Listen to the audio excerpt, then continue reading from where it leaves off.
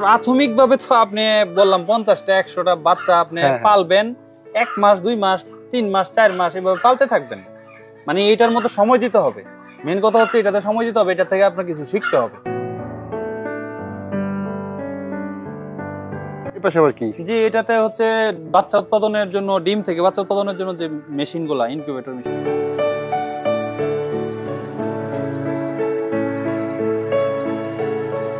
সব খালি দেখা যায় বাড়ির চতুর্দিকে খালি দেশি মুরগি দেশি মুরগি দেশি মুরগি, যেখানে বাচ্চা না। জি জি। এখানে কত পিস বাচ্চা আছে ভাই? এখানে 600 পিস বাচ্চা আছে। 600। শাহজালাল ভাই মাংসের জন্য দেশি মুরগির বাচ্চা উৎপাদন করেন, 3 মাস পালন করেন, তারপরে সেল করেন। এখন এর মধ্যে কি কি ঘটনা ঘটান, এর মধ্যে তার কত বস্তা খাবার যায়, একটা দেশি মুরগি কতটুকু খাবার খায়, কেমন প্রফিট থাকে, আমরা যারা উদ্যোক্তা আছি আমরা যদি মাংসের জন্য উৎপাদন করে লাভ করতে যাই আমাদের কি করতে হবে, এই বিষয়ে একটু জানার চেষ্টা করবো। বাচ্চা কোথায় ভাই? চলেন। বাচ্চা আছে? জি আছে। আচ্ছা, আমরা এখন বাচ্চা দেখবো। সেই সাথে কয় দিনের বাচ্চা ভাই এগুলা? এখানে আছে 25 দিনের বাচ্চা আছে।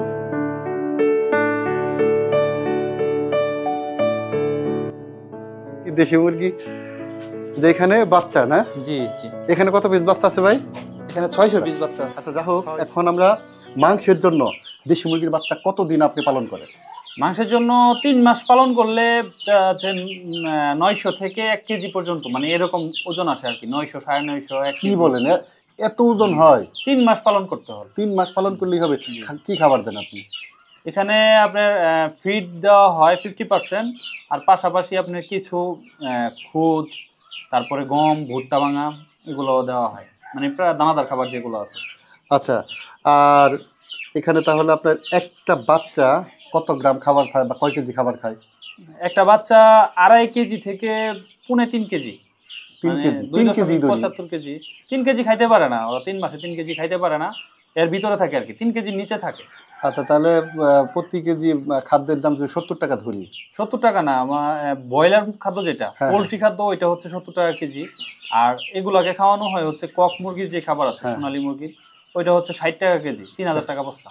তাহলে 3 6 18 180 টাকা। জি জি। এটা আপনার, আমার কেউ যদি বিশ্বাস না করে আমাদের এখান থেকে নিতে পারবেন, বাংলাদেশের যে কোনো ব্র্যান্ডের খাবার নিতে পারবেন, সমস্যা নেই, এই রেটে 60 টাকা কেজি। জি।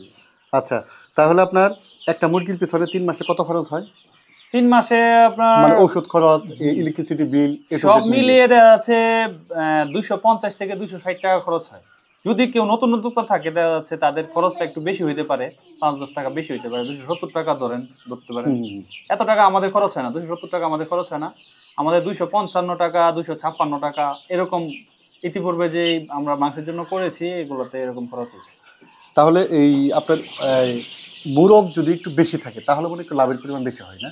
যারা মাংসের জন্য উৎপাদন করে তারা তো আমাদের এখান থেকে 2 ভাই আছে, ওরা কিন্তু 100 পিস 150 পিস করে অর্ডার দেওয়া আছে। ওরা মাংসের জন্য শুধু মুরগ নেবে, ওরা শুধু মুরগ।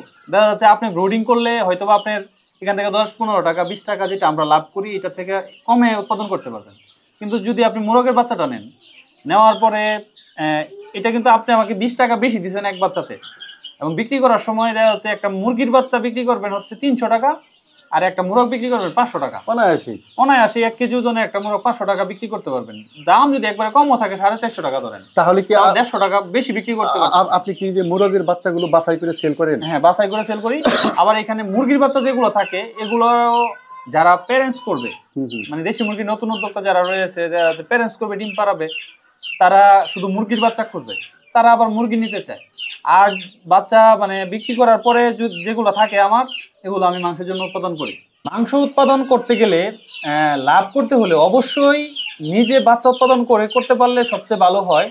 আর যদি দেখেন যে না আপনি অনেক বাচ্চা উৎপাদন করবেন বা আপনার জন্য অত জায়গা নাই, বা আপনি প্যারেন্টস বাচ্চা উৎপাদনের যে প্রক্রিয়াটা করতে গেলে অনেকগুলো সেট লাগবে, তো সেরকম সুযোগ যদি না থাকে, আপনার মোরগের বাচ্চাগুলো যদি সংগ্রহ করে কেউ পালন করে, তাহলে দেখা যাচ্ছে আমাকে 20 টাকা বেশি দিয়ে নিল, বা কোনো খামারিকে 20 টাকা বেশি দিয়ে ব্রুডিং করা বাচ্চা যদি নেয়, তাহলে এখান থেকে দেখা যাচ্ছে মুরগির থেকে সে 150 টাকা বেশি বিক্রি করতে পারবে।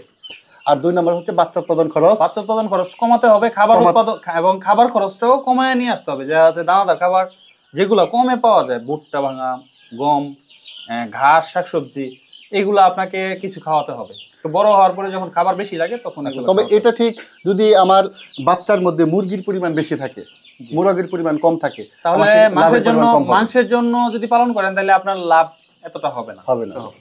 অভিজ্ঞতা থাকতে হবে, উৎপাদন খরচ, বাচ্চা উৎপাদন খরচ কমাতে হবে, তারপরে আপনার এই মুরগ নিয়ে যদি আপনারা কাজ করতে পারেন তাহলে মাংসের জন্য উৎপাদন লাভ করতে পারবেন। ব্রুডিংয়ে আপনার বাচ্চা মর্টালিটি হওয়া যাবে না। এখানে 600 বাচ্চা আছে, যদি ব্রুডিংয়ে যদি 100 মেরে ফেলতো লাভ কিন্তু হতো না, তাইলে লাভ হবে না। ব্রুডিং ভালো করতে হবে, ইত্যাদি ইত্যাদি বিষয় মেনে আপনারা যদি এই মাংসের জন্য দেশি মুরগি পালন করেন তাহলে ইনশাল্লাহ আপনারা লাভবান হতে পারবেন।